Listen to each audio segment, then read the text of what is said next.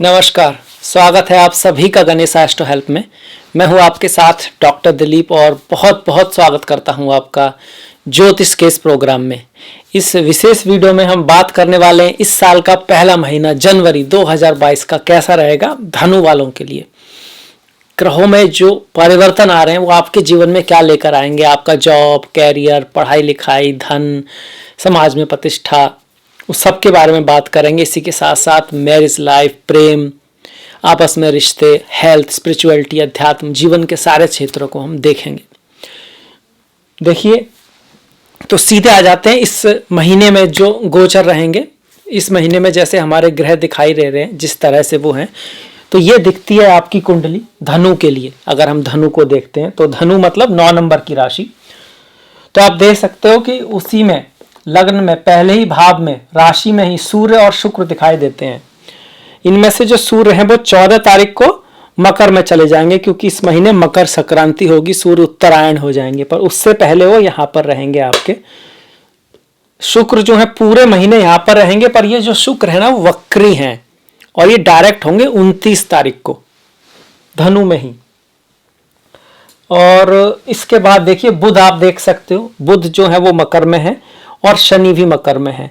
बुध और शनि यहां बैठकर कामधेनु नाम का एक राजयोग, धन योग बना रहे हैं, पर बुध यहां पर वक्री होंगे आपके 14 जनवरी को और आपके 4 फरवरी 2022 तक वक्री रहेंगे बुध। ये एक बहुत अच्छा योग है, इसके बारे में बातें करेंगे। और यहां देख सकते हो आपके लग्नेश तृतीय भाव में है, कुंभ राशि में है, पूरे महीने यहीं रहने वाले हैं तृतीय भाव में, कुंभ राशि में। चौथा 5वां भाव खाली है। छठे भाव में राहु वृषभ राशि में गोचर कर रहे हैं। सप्तम भाव खाली, अष्टम खाली, नवम खाली, दसम खाली और एकादश भाव भी आपका खाली है। 12वां भाव जो 12वां भाव है उसमें आप मंगल और केतु देख रहे हैं। मंगल आपके पंचमेश हैं और 12वें भाव में अपनी ही राशि वृश्चिक में बैठे हैं केतु के साथ। तो ये रही आपके ग्रहों की स्थिति। अब आएंगे इसके रिजल्ट के ऊपर। देखिए, सबसे पहले हम देखते हैं मंगल को, क्योंकि मंगल नई चीज हो रही है इस महीने में, वो वृश्चिक में आए हैं। जब भी मंगल अपनी राशि में आते हैं तो घर, जमीन, खेत, भूमि, फ्लैट, इन सब का लाभ करा सकते हैं। इन चीजों से फायदा आपको रहता है। इसके साथ साथ पंचम का स्वामी 12वें भाव में गया है, मतलब आपकी जो बुद्धि है वो बहुत तीव्र गति से काम करेगी। आपकी इमेजिनेशन, आपका इंट्यूशन बहुत अच्छी रहने वाली है, क्योंकि 12 भाव जो है इंट्यूशन का भी है। ऐसे में कुछ व्यक्तियों को सपने में भी कुछ इंडिकेशन मिल सकते हैं। 12वां भाव निद्रा का भी है। 12वें भाव का स्वामी अगर 12वें ही भाव में हो तो ऐसे लोग अगर कलाकार हैं, गीतकार हैं, संगीतकार हैं, आर्टिस्ट हैं, किसी भी तरह का इमेजिनेशन से रिलेटेड काम है तो उसमें काफ़ी सफलता उनको मिलती है। तो अगर आप उस तरह के कार्य में हैं, मंगल अगर 12वें भाव में हो तो एक और ख़ास बात है कि थोड़ा गुप्त शत्रु हो सकते हैं। ऐसे में ऐसा हो सकता है कि आपके खिलाफ कुछ पॉलिटिक्स आदि का कुछ चांस हो सकता है जब 12वें भाव में मंगल रहते हैं। एक खास बात है, मंगल की यहाँ से दृष्टि आपके गुरु पर पड़ेगी, छठे भाव पर पड़ेगी और सप्तम पर पड़ेगी। गुरु पर तृतीय भाव पर मंगल की दृष्टि शुभ है, मतलब आप पराक्रम करोगे, मेहनत करोगे, एफर्ट करोगे, आपके अंदर एनर्जी बहुत रहेगी। छठे भाव पर भी मंगल की दृष्टि ठीक है, राहु के भाव पर है, शत्रु विनाश के लिए अच्छी है। कंपटीशन क्रैक कर सकते हो आप, एग्जाम आदि आप निकाल सकते हो। लड़ाई झगड़ा किससे होता है तो उसमें विजय का चांस बनता है, पर जब सप्तम पे दृष्टि आएगी तो वहाँ थोड़ा ध्यान रखना है। यहाँ से मैरिज लाइफ है, आपस में जो संबंध है वहाँ पर अधैर्यता, गुस्सा, इन चीज़ों का ख्याल रखना बहुत ज़रूरी है। अदरवाइज थोड़ा बहुत आपस में मिसअंडरस्टैंडिंग, झगड़ा आदि हो सकता है। इसके साथ साथ अगर आपकी जन्म कुंडली में भी इस तरह के योग है तब ये ज़्यादा ध्यान रखने वाली बात आपकी हो जाती है, क्योंकि हम इसको मांगलिक भी बोल देते हैं ना। वैसे तो मंगल अपनी ही राशि में है तो दोष नहीं बनता है, पर फिर भी थोड़ा असर तो रहता है। इसके बाद देखिए मंगल के साथ केतु भी हैं, तो हम इसको पिशाच योग बोल देंगे, कुछ लोग इसको अंगारक योग बोल देंगे। बात यही है कि अब मंगल की जो शक्तियां हैं और ज़्यादा बढ़ गई हैं। नींद में थोड़ी दिक्कत रह सकती है, नींद में अगर आपको नींद में थोड़ी दिक्कत आ सकती है। और आपस में रिश्तों को थोड़ा बना के रखें। 12वां भाव लोग समझते हैं कि ये व्यय का है, फॉरेन लैंड का है, विदेश का है, वो तो है ही है, पर ये आपस में प्रेम का भी है, एक सबकॉन्शियस माइंड का भी है, ये बैलेंस का भी है, तो वो ध्यान रखना है। अब चूंकि फॉरेन लैंड का है, विदेश का है, तो बाहर पढ़ने जा सकते हैं आप या आपके बच्चे, क्योंकि पंचमेश 12वें भाव में जा रहा है। तो पंचम के जो चीजें हैं वो 12वें भाव से जुड़ रही हैं। पंचम क्या है? प्रेम है, आपकी किसी दूर के व्यक्ति से दोस्ती हो सकती है, जानकारी हो सकती है। पंचम भाव उच्च शिक्षा भी है, कहीं ना कहीं हायर एजुकेशन तो 9th हाउस है, पर स्कूल के बाद की जो है वो पंचम है। तो पंचम मतलब स्कूल के बाद कुछ लोग जैसे बाहर पढ़ने जाते हैं, उस तरह का योग यहाँ पे बिल्कुल बन रहा है। मंगल का यहाँ जाना खास करके इंजीनियरिंग, मैथमेटिकल, लॉजिकल जो साइड है उसके लिए आप पढ़ने बाहर जा सकते हो, इसका योग है। इसके बाद देखिए आ जाते हैं मंगल केतु को हमने देख लिया। अगर केतु की दशा महादशा है तो स्पिरिचुअलिटी, अध्यात्म के लिए बहुत बढ़िया है। केतु की महादशा है तो गणेश जी की पूजा करना, मछलियों को आटे की गोली डालना और कुत्तों को रोटी वगैरह डालना, ये जरूर करना चाहिए, क्योंकि केतु 12वें भाव में अगर है, स्पिरिचुअलिटी अध्यात्म के लिए ठीक है, पर मैटेरियल जो लाइफ होती है ना, वहाँ थोड़ा दिक्कत कर सकते हैं अगर उनकी दशा महादशा है। तो मंगल की दशा है तो हनुमान जी की पूजा करें, मीठे का प्रसाद, सुंदरकांड का पाठ आदि करें, और हनुमान जी के जो गुण हैं उनको अपने अंदर लाएं भी। अब मंगल की जो बात चली है वो कब तक रही? 16 तक। 16 के बाद फिर मंगल आ गए आपके लग्न में, धनु में ही आ गए। और लग्न में कौन आया? पंचमेश और 12वें भाव का स्वामी। तो एक तो विदेश यात्रा को दिखा रहा है, क्रिएटिविटी को दिखा रहा है। अगर आप किसी क्रिएटिव फील्ड से हैं तो आपके लिए बहुत अच्छा रहेगा। यहाँ मंगल अपने मित्र की राशि में है, अच्छी बात है, और तात्कालिक मित्रता में भी हैं तो अधिमित्र हो गए तो अच्छा रिजल्ट देंगे। जहां तक कि पद प्रतिष्ठा, सम्मान, प्रमोशन उसका चांसेस है। पर मैरिज लाइफ के मामले में चूंकि यहाँ से उनकी सीधी दृष्टि आपके लग्न वो सप्तम भाव पर पड़ेगी, वो है थोड़ा सा उसका ध्यान रखना जरूर बनता है। अब सप्तम की बात आई है तो बुध की बात रहेगी। सप्तमेश भी अपने से अष्टम है और साथ साथ में वो वक्री भी रहेंगे आपके 14 जनवरी के साथ। तो रिश्तों के मामले में बहुत बेस्ट भी नहीं कह सकते, 100 में से 60 नंबर ही देंगे। मतलब कि अगर आपका पहले से ठीक है तो कुछ खास नहीं है, पर अगर आपके रिश्तों में थोड़ी सी खटास है तो और खटास बढ़ भी सकती है। सप्तमेश अपने से अष्टम जा रहा है तो आपके स्पाउस के, पति के, पत्नी के जीवन में कुछ उतार चढ़ाव, चेंजेस भी आ सकते हैं, आने का चांसेस है। वाणी को मीठा बना के रखिए, बहुत जरूरी है।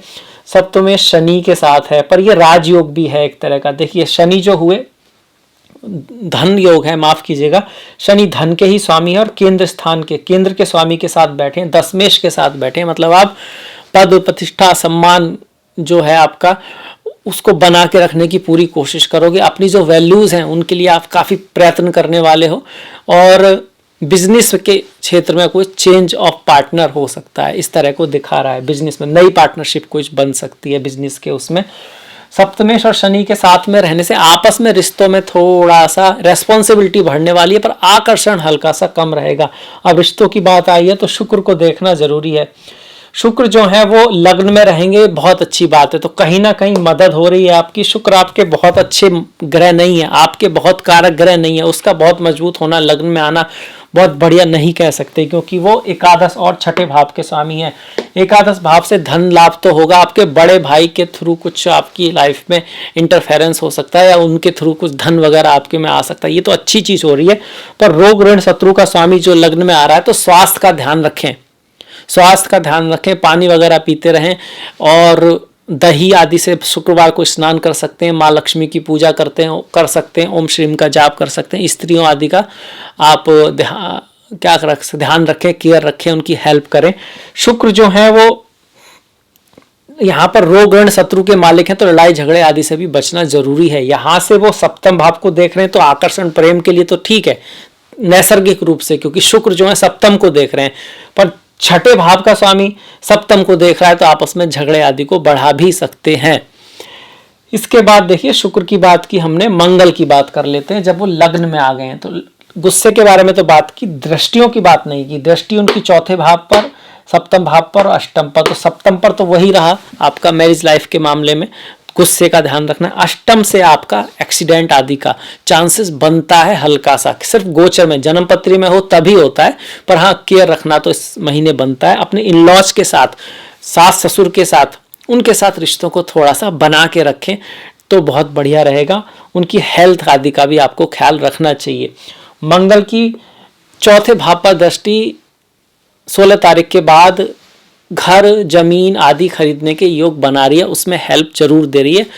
क्योंकि चौथा भाव का जो कारक है एक तरह से मंगल, जब बात आती है जमीन की, खेत की, घर की, फ्लैट की, तो मंगल की दृष्टि जब भी चौथे भाव पर आती है गोचर में, अगर ऐसे में आपकी दशा, महादशा, अंतरदशा में कहीं गुरु आ रहे हैं और गुरु शुभ हैं, तो घर, गाड़ी, भूमि, वाहन, बंगला खरीदने का योग जरूर बनता है।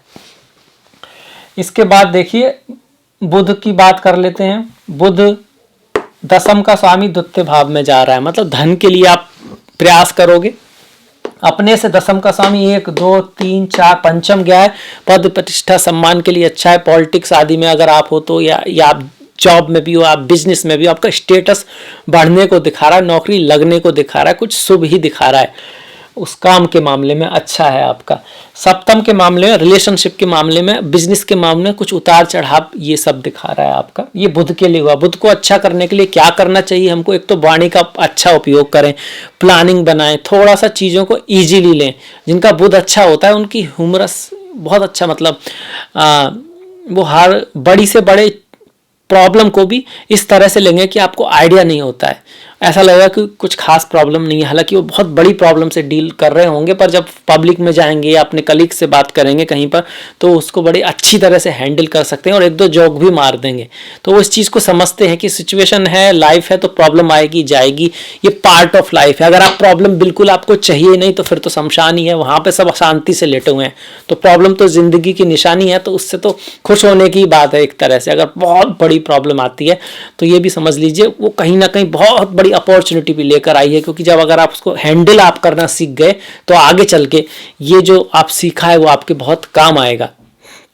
तो ये बुध की क्वालिटीज अपने अंदर अगर आप लाएं लाइफ में, प्रॉब्लम से डरना नहीं है, प्रॉब्लम का सामना करना है, उसको सॉल्व करना है। हाँ, हो सकता है कि फिलहाल ऐसा लगे कि भाई इसका तो कोई सोल्यूशन है ही नहीं, पर निकलेगा जरूर। कोशिश करने वाले की कभी हार नहीं होती, और ऐसी भी चीज़ें जो असंभव लगती है वो भी संभव हो जाती है।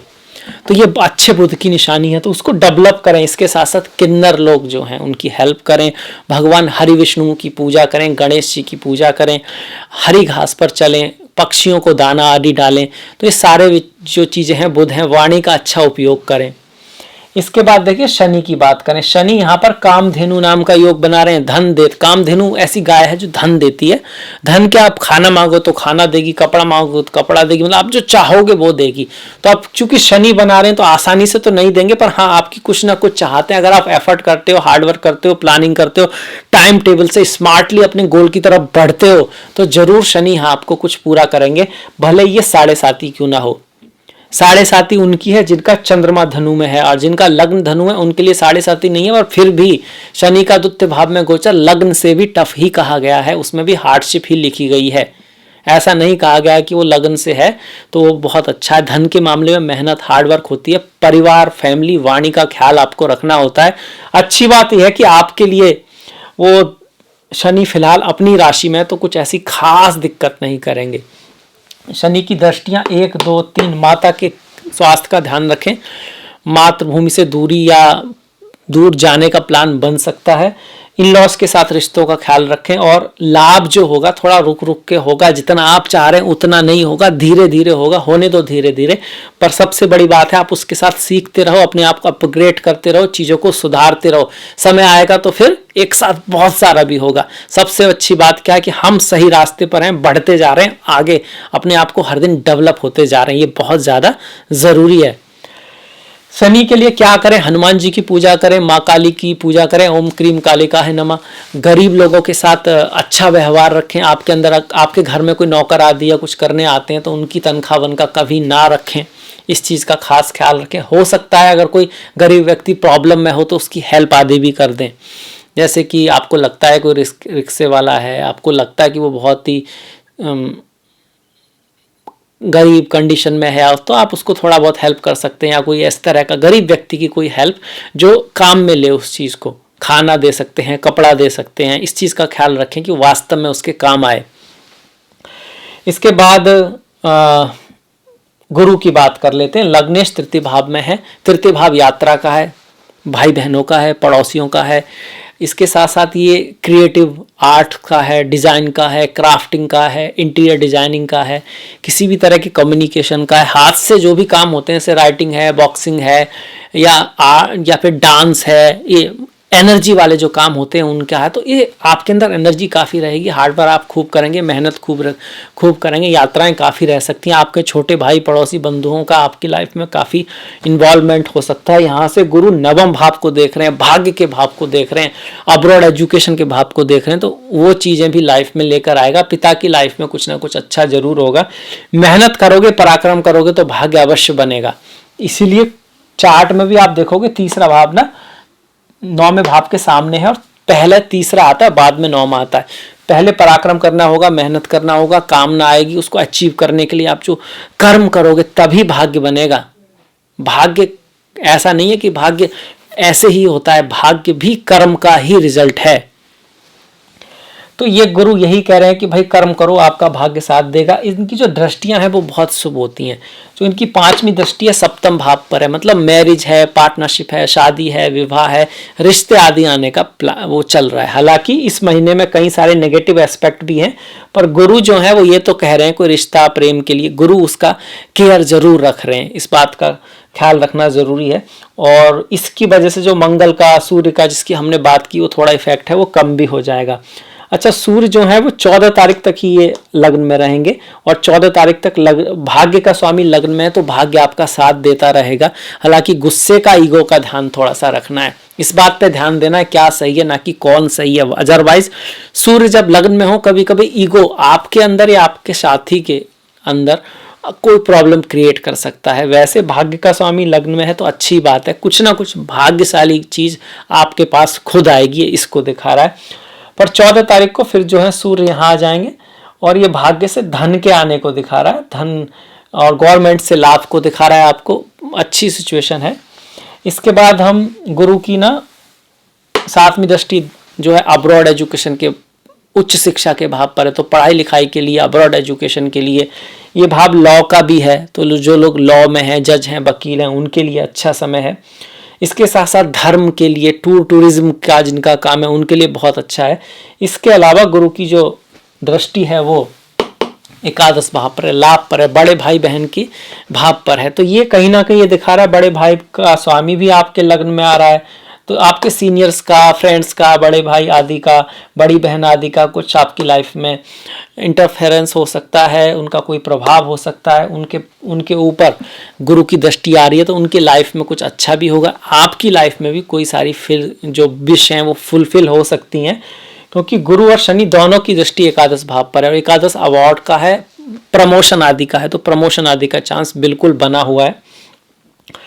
ये गुरु की दृष्टियां हो गई। गुरु को और शुभ करने के लिए क्या कर सकते हैं? गुरु को हम हल्दी से जोड़ते हैं। आयुर्वेद में हल्दी जो है उसके अंदर गुरु की एनर्जी होती है, तो नहाने के पानी में हल्दी का यूज करना, केसर का तिलक लगाना, अपने माता पिता गुरुओं के प्रति रेस्पेक्ट रखना, आगे की सोच लेके चलना, बड़ी पिक्चर को देखना, अभी 2-3 दिन के लाभ को न देखकर आगे के 5-10 साल के लाभ को देख के चलना, ये गुरु सिखाते हैं।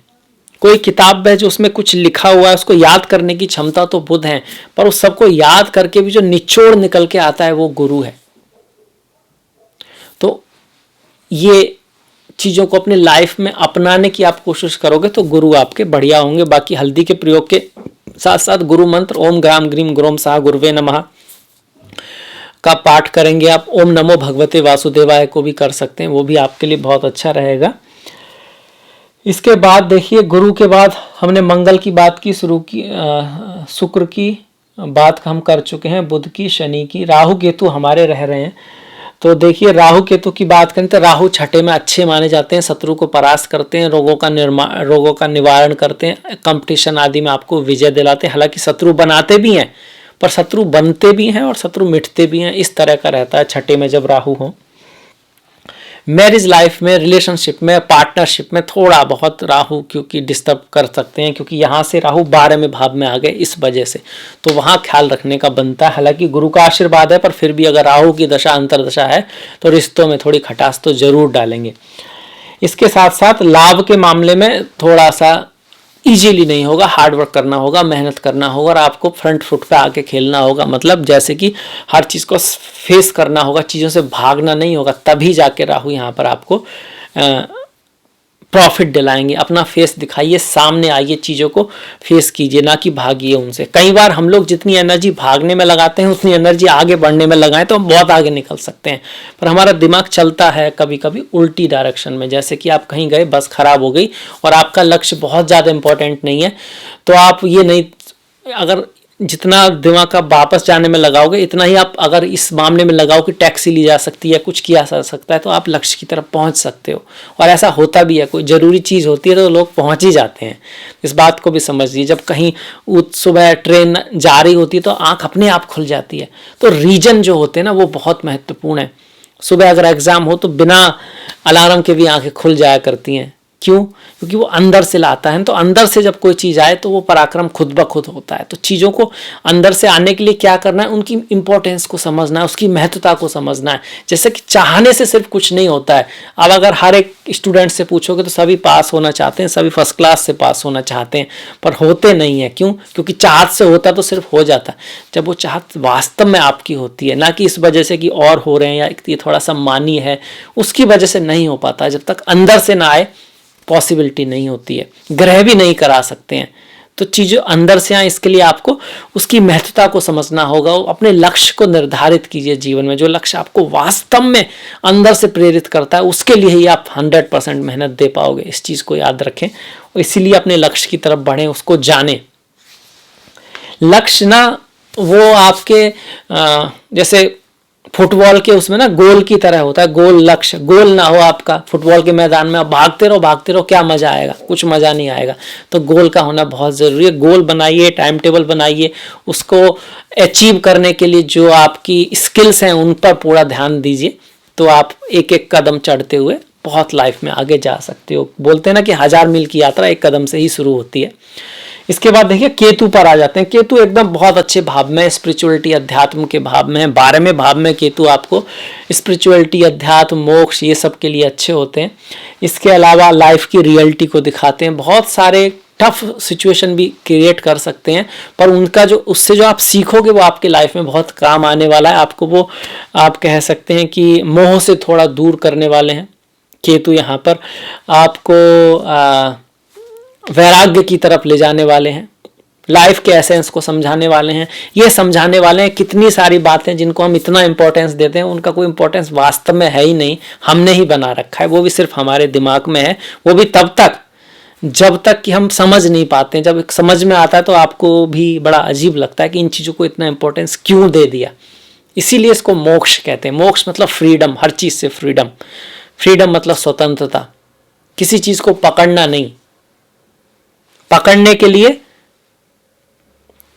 आप किसी चीज को छोड़ोगे तो पकड़ोगे ना, मतलब ना किसी को छोड़ना है ना किसी को पकड़ना है, यही मोक्ष है। बस अपना कर्म करना है, जो भगवान कृष्ण भी कहते हैं। इसलिए नहीं करना है कि भाई चाहत है, डिजायर, अपनी रेस्पॉन्सिबिलिटीज हैं, अपना कुछ एक गोल है, एक लक्ष्य है, उसको उसके लिए करना है और फल की इच्छा नहीं करना है। थोड़ा समझने में इतना आसान नहीं है पर पॉसिबल है। जो लोग गीता पढ़ते हैं, समझते हैं, उनको ये बात बिल्कुल समझ में आई होगी। वही यहाँ पर केतु सिखाना चाहते हैं। पर बाय चांस केतु की दशा है तो गणेश जी की पूजा करना, मछली आदियों को दाना वगैरह डालना, आप आटे की गोली वगैरह डाल सकते हो, कुत्तों को रोटी वगैरह डालना, मत्स्य अवतार के दर्शन करना। वैसे भी कुत्ता है, गाय है, कौवा है, इनको हमको थोड़ा बहुत कुछ ना कुछ, और आसपास जो पेड़ पौधे हैं उनका ख्याल हमको अवश्य रखना चाहिए। तो राहु केतु का भी हो गया हमारा। मंगल के बारे में हम बात कर चुके, गुरु के सारे ग्रहों को हमने बात किया। अब इस महीने के त्योहारों के बारे में आ जाते हैं। पहली ही तारीख को हमारी शिवरात्रि है। चिदानंद रूपा शिवोहम शिवोहम, मन बुद्धि अहंकार चित्तानि आहम। मैं न मन हूँ, न बुद्धि हूँ, न अहंकार हूँ, तो फिर क्या हूँ? चिदानंद रूपा शिवोहम शिवोहम, आनंद स्वरूप हूँ, जो हर चीज का बेस है वो हूँ। इसके अलावा 2 तारीख को रविवार को अमावस्या है। अमावस्या को हम पूर्वजों को जोड़ते हैं। इस दिन दान करना, पितृदेव, अपने पितरों की रेस्पेक्ट करना, उनके मंत्रों का भी आप जाप कर सकते हैं। गीता के सप्तम, द्वितीय, दशम चित्र और 14 जो चैप्टर है, 14वां अध्याय है, उसको पाठ करना बहुत अच्छा है। 13 तारीख को गुरुवार को एकादशी है, पुत्रदा एकादशी है, मतलब संतान प्राप्ति के लिए। और जो भगवान श्री हरि विष्णु के भक्त हैं वो तो एकादशी का व्रत रखते ही हैं। 14 तारीख को मकर संक्रांति है, पोंगल है, सूर्य उत्तरायण में जाएंगे, बहुत अच्छी बात है, इसको बहुत शुभ माना जाता है। और 15 तारीख को शनिवार को आपका प्रदोष व्रत है, 17 तारीख को सोमवार को पूर्णिमा है, 21 तारीख को शुक्रवार को संकष्टी है, चतुर्थी संकष्टी है। गणेश जी के जो भक्त हैं, केतु के जिनको अगर कोई प्रॉब्लम आ रही है, केतु की दशा महादशा है, केतु शुभ नहीं है, तो गणेश जी की पूजा, संकष्टी की पूजा अति शुभ है। इसके साथ साथ 28 तारीख को शुक्रवार को षटतिला एकादशी है और 30 तारीख की रविवार को मासिक शिवरात्रि है। तो ये रहे हमारे इस महीने के जनवरी 2022 के त्यौहार। तो मेरे ख्याल से आपको अच्छा लगा होगा ये राशिफल। अगर आपको पसंद आया तो प्लीज़ लाइक कीजिएगा, शेयर कीजिएगा और घंटी वाला बटन दबाना मत भूलिएगा। आपका जो सहयोग है वो बहुत महत्वपूर्ण है, उसको इसी तरह से बना के रखिएगा। नेक्स्ट वीडियो में आपसे मुलाकात होगी, तब तक अपना ख्याल रखें, अपनों का ख्याल रखें, सभी का ख्याल रखें। और मैंने डिस्क्रिप्शन में जो लिंक दिया है फेसबुक का, इंस्टाग्राम का, ट्विटर का, उसको फॉलो कर सकते हैं, लाइक कर सकते हैं। नमस्कार।